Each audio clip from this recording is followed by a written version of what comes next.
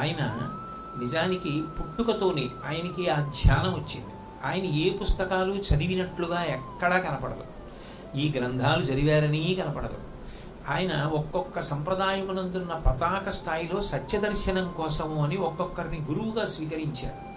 దత్తాత్రేయుల వారిలాగే ఆయనకి వీరే గురువు అని చెప్పడం కూడా కుదరదు. ఎందుకంటే తోతాపురి ఆయనకి అద్వైత సంప్రదాయం గురించి నేర్పారు. అలాగే భైరవ బ్రాహ్మణి తంత్ర విద్యలన్నీ నేర్పింది. అట్లా అనేక మంది గురువుల దగ్గర అనేక విషయాలు అభ్యాసం చేశారు. కానీ ఏ విషయాన్ని తెలుసుకున్నప్పటికీ కూడా అందులో ఉన్నటువంటి తత్వాన్ని, సత్యాన్ని దర్శనం చేశారు. అది ఆయన ఒక స్థాయిలో దేని గురించి మాట్లాడడానికైనా ఆయన సమర్థులు.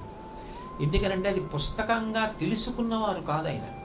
ఆయన తత్వాన్ని, ఆ సత్యాన్ని, అది ఏ మార్గం కానివ్వండి, అది శైవం అంటారా, వైష్ణవం అంటారా, శాక్తేయం అంటారా, కౌమారం అంటారా, క్రైస్తవం అంటారా, మహమ్మదీయం అంటారా, తంత్ర విద్యలు అంటారా, మీరు ఏ పదం చెప్పండి, ఏ మార్గం చెప్పండి, ఆ మార్గంలో ఉండేటటువంటి సత్యము ఏది ఉన్నదో దానిని ఆయన దర్శనం చేశారు. ఇప్పుడు ఆ సత్య దర్శనం చేసినటువంటి వ్యక్తి కన్నా ఇక గొప్పగా తెలుసున్నవాడు ఉంటాడు అని చెప్పడం సాధ్యం కాదు. అందుకని ఆయన భాస్వర, సమస్తము కూడా ఆయనకి తెలిసున్నవారు.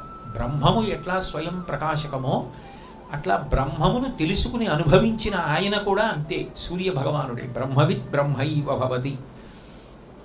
ఆయన విషయంలో సమస్త జగత్తు రెండు చేతులు ఎత్తి నమస్కారం చేసింది. గొప్ప గొప్ప విద్వాంసులు, ఆంగ్ల భాష ఆ రోజుల్లో చదువుకుని చాలా ప్రఖ్యాతి గడించినటువంటి మహావిద్వాంసులని పేరు పొందినటువంటి వాళ్ళు, గొప్ప సాధన చేసినటువంటి వాళ్ళు, అనేక మార్గాలు తెలిసి ఉన్నవాళ్ళు, గ్రంథములు రచన చేసిన వాళ్ళు, ఉపాసన చేస్తున్న వాళ్ళు అందరూ కూడా ఆయన దగ్గరికి వచ్చి ఏ సంబంధమైన విషయాన్ని మాట్లాడినప్పటికీ కూడా రామకృష్ణ పరమహంస పరమ తేలికగా ఆ విషయాన్ని ఒక చిన్న కథ రూపంలోనో ఒక చిన్న మాట రూపంలోనో మాట్లాడితే వాళ్లకున్న సంశయం కూడా తొలగిపోవలసింది. ఒకసారి సూర్యుడు ఉదయించిన తరువాత కాంతి కిరణములు సర్వత్ర ప్రకాశించినట్లు ఆయన జ్ఞానము సర్వత్ర ప్రకాశించి అందరినీ జాగృతం చేసి.